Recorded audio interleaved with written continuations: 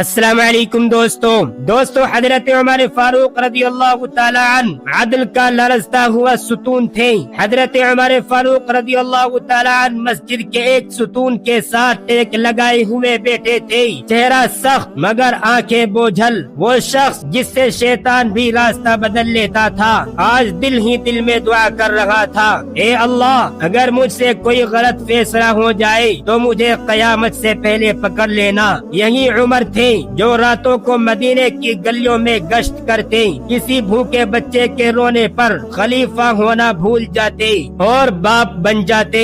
اسی عمر کے سامنے آج ایک عزت، ایک گناہ اور ایک جان کا معاملہ آنے والا تھا۔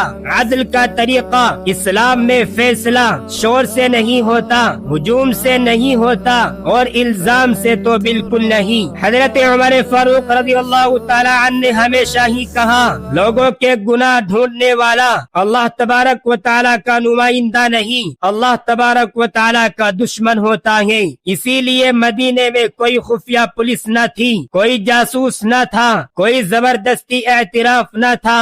اگر کوئی مقدمہ آتا تو یا تو 4 گواہ آتے یا خود مجرم چل کر آتا، اور آج دوسرا دروازہ کھلنے والا تھا، وہ قدم جو تاریخ میں گونج گئے۔ مسجد کے دروازے پر ایک سایہ نمودار ہوا، نہ کوئی ہجوم، نہ کوئی شور، نہ کوئی اعلان، بس ایک عورت چادر میں لپٹی، نگاہیں جھکی ہوئی، قدم لرزتے ہوئے، ہر قدم کے ساتھ گویا دل کی دھڑکن زمین پر گر رہی ہو۔ لوگوں نے دیکھا مگر کسی نے سوال نہ کیا، کیونکہ مدینے کے لوگ جانتے تھے کہ جو شخص خود عدل کے دروازے تک آئے وہ تماشا نہیں رحمت مانگنے آیا ہوتا ہے۔ عورت آہستہ آہستہ آگے بڑھی اور حضرت عمر فاروق رضی اللہ تعالی عنہ کے سامنے کھڑی ہو گئی، چہرہ پسینے سے تر، آنکھیں بھیگی ہوئی، آواز کانپتی ہوئی، کچھ لمحے خاموش رہی، پھر جیسے خود کو سمیٹ کر بولی، اے امیر المؤمنین۔